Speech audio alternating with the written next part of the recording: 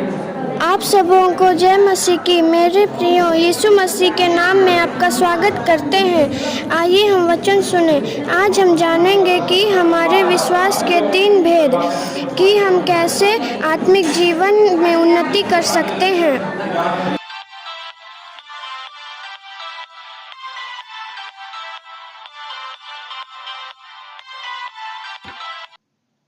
जय मसीह की। प्रभु यीशु मसीह के अद्भुत और सामर्थ्य नाम में मैं आप सबों का स्वागत करता हूं।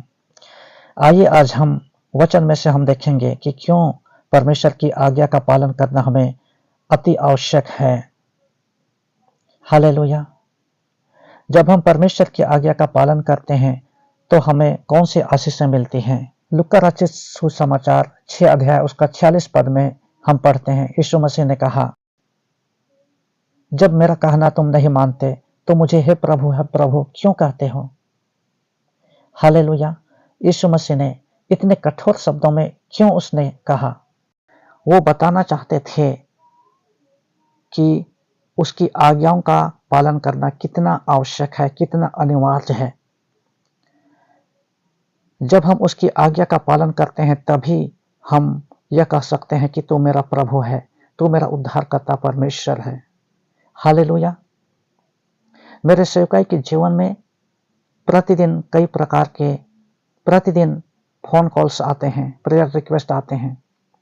उनमें से अधिकतर वे लोग होते हैं जो सिर्फ जब बीमारी की अवस्था में वे फोन करते हैं और कहते हैं कि पास्टर साहब मेरे लिए प्रार्थना कीजिए, मेरी चंगाई के लिए प्रार्थना कीजिए। लेकिन कुछ ही ऐसे लोग हैं जो बराबर फोन करते हैं और उनका उद्देश्य परमेश्वर को और अधिक जानने की होती है।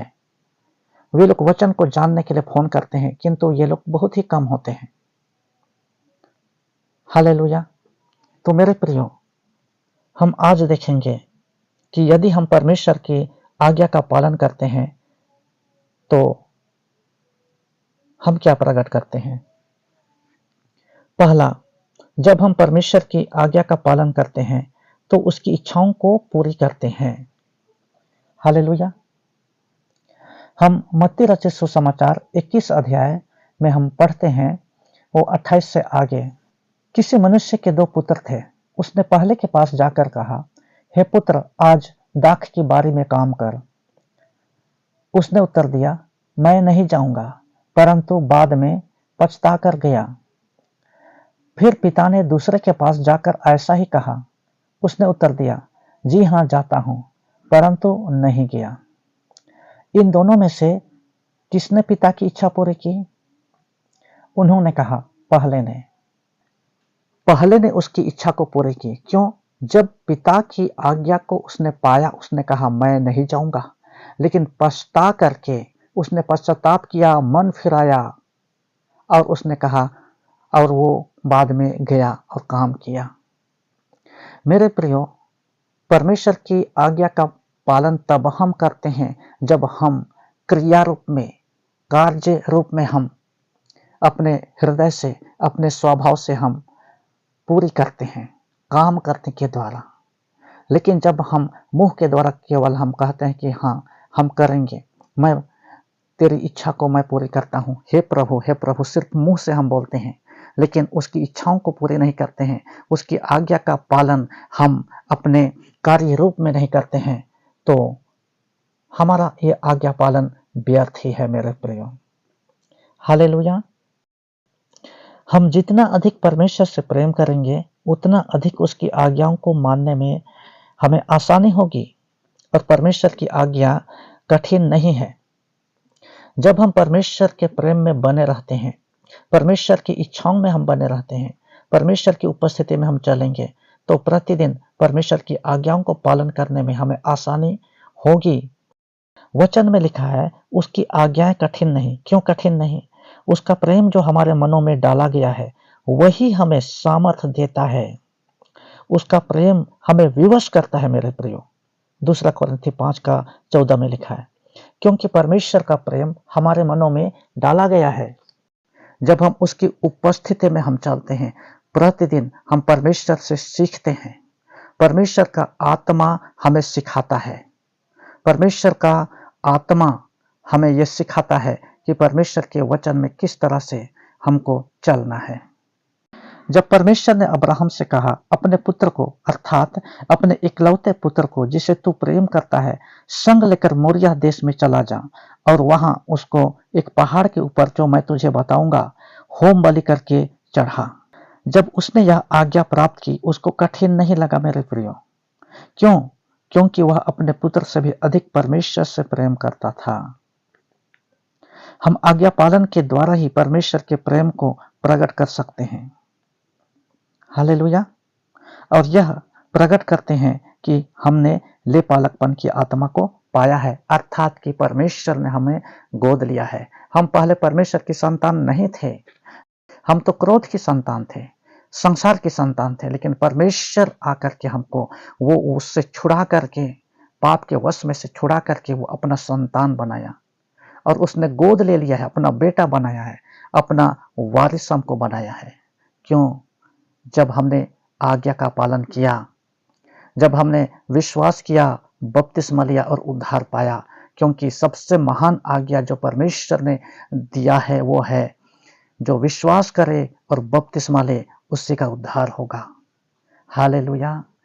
वचन में लिखा है रोमी 8:14 में, इसलिए जितने परमेश्वर की आत्मा की अगुवाई में चलते हैं वे ही उसके संतान हैं। अर्थात कि परमेश्वर की आत्मा के अनुसार जो विश्वास करते हैं, जो उपवास में बने रहते हैं, जो परमेश्वर की इच्छा के अनुसार चलते हैं, एक एक आज्ञा का पालन करते हैं, उसकी आत्मा को उन्होंने रिसीव किया है। हालेलुया।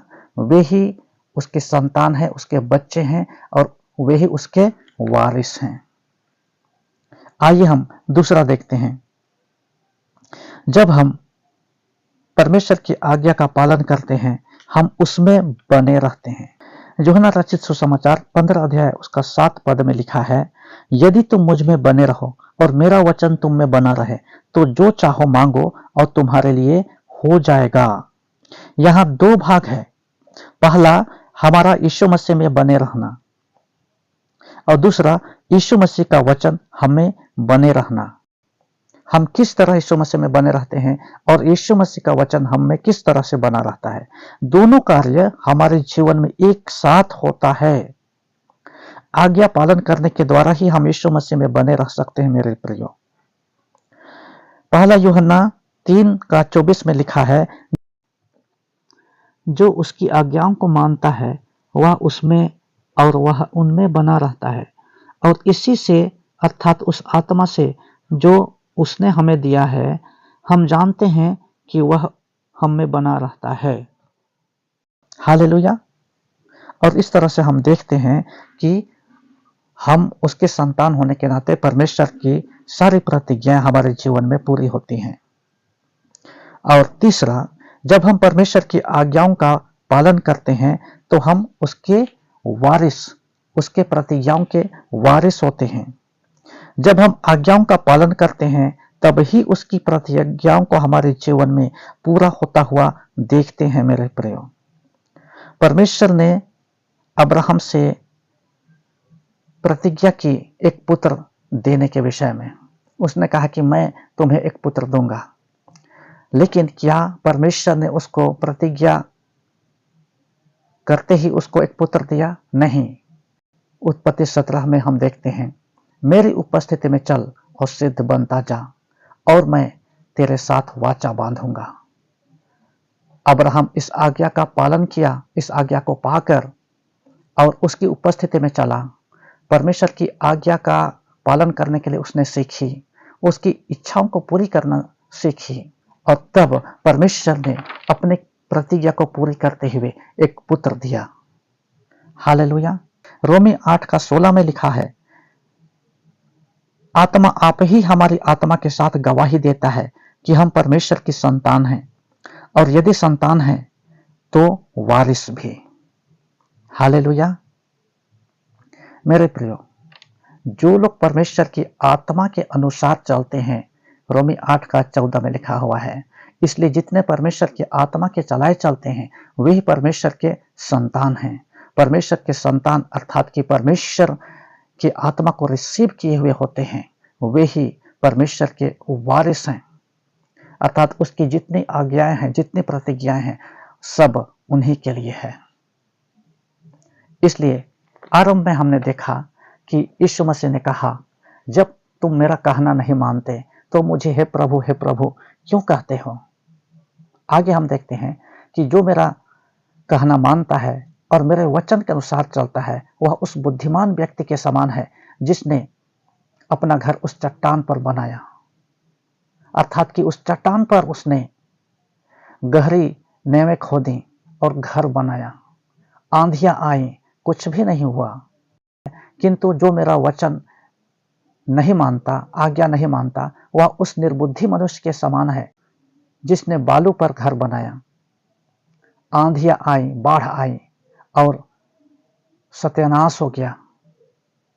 अर्थात कि जिस व्यक्ति का विश्वास का जीवन, आत्मा का जीवन परमेश्वर के वचन के अनुसार है, परमेश्वर के वचन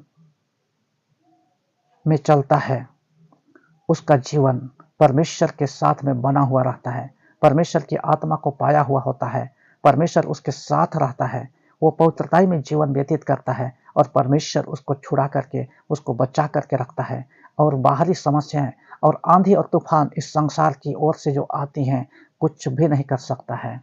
इसीलिए दाऊद भजन संहिता 23 में लिखा है, चाहे मैं अंधकार से भरी हुई तराई में होकर चलूं, किंतु मैं हानि से नहीं डरूंगा, क्योंकि तू मेरे साथ रहता है। हालेलुया। आगे भजन संहिता 27 में दाऊद बोलता है, परमेश्वर मेरी ज्योति है, मैं किससे डरूं। क्यों? क्योंकि वो परमेश्वर में उसकी आज्ञा का पालन करने के द्वारा बना रहता है। मैं उम्मीद करती हूँ कि आपने इस वचन के द्वारा आशीष पाई होगी।